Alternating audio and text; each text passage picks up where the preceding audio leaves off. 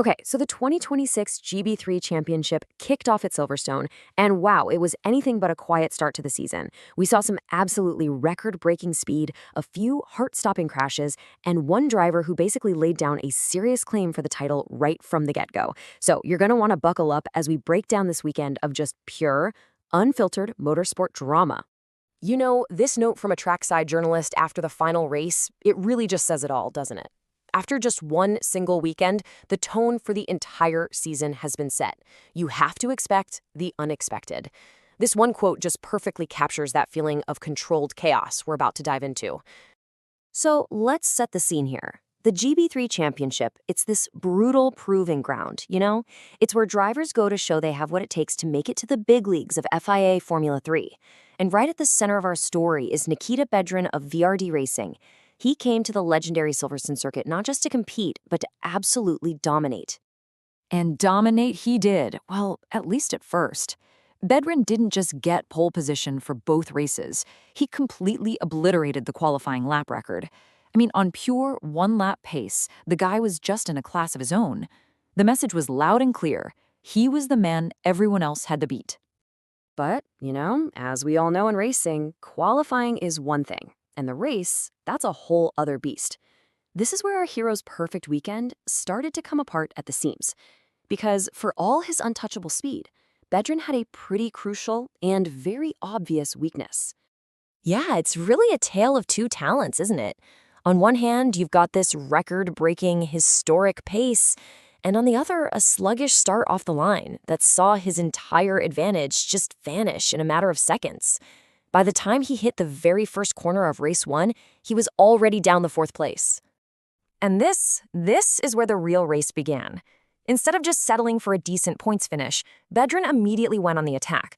This wasn't just about winning anymore. It was about proving that his raw pace was what really mattered when the lights went out. His comeback drive was nothing short of a masterclass. He wasn't just picking off cars, he was pulling off these brilliant tactical moves. After carving his way back into contention, he executed this incredible, daring switchback maneuver on Maxime Rem. From there, he hunted down the leader, Martin Molnar, and then on lap 6 made this phenomenal dive down the inside at the Vale corner to retake a lead he would not give up again. Just incredible stuff. So, you'd think he'd have learned his lesson for race 2, right? Well, history almost repeated itself perfectly. The lights go out, and once again, Bedrin gets a poor start, losing the lead immediately, this time to High-Tech's Dagan Faircloth. And everyone's thinking, no way. Can he really pull off another incredible comeback? This time, the answer came a lot faster. Showing what the source material called veteran composure, Bedrin didn't panic. He snatched the top spot back just a few corners later at the super-fast flowing Beckett's complex, and then he managed to hold on through 2 different safety car restarts and some serious late race pressure to seal a perfect weekend in terms of points. But while Bedrin was putting on this clinic at the front of the pack, the story unfolding behind him was completely different. I mean, the midfield wasn't just a race, it was pretty much a battle for survival. And probably the most heart-stopping moment of the whole weekend came from this fight for the final spot on the podium. You had Abby Pulling and Patricio Gonzalez locked in this fierce, high-speed duel, literally wheel to wheel through some of Silverstone's fastest corners. As Pulling moved to defend her line heading into the Vole chicane, the 2 cars touched. And the result? Well, it was terrifying. The contact sent Gonzalez's car airborne, flying directly over Pulling's. His machine actually glanced off the Halo safety device on her car, which is just a stunning testament to modern racing safety, before it came back down. For Pulling, her race was over, her car beached in the gravel. And Patricio Gonzalez, well, you're not gonna believe this. Miraculously, after being launched into the air, he landed and was somehow able to continue, finishing the race in 12th position. It's an absolutely incredible outcome to a crash that could have been so much worse. You know, the drama wasn't just limited to spectacular crashes. The guy who finished second in race 1, Martin Molnar, he suffered a totally different kind of heartbreak. A technical issue meant he couldn't even start race 2, a truly crushing blow to his championship hopes right at the start of the season.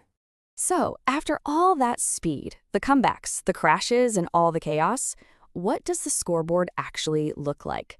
Who really came out of this Silverstone siege on top? Well, no surprise here, Nikita Bedrin's double victory puts him firmly at the top of the standings.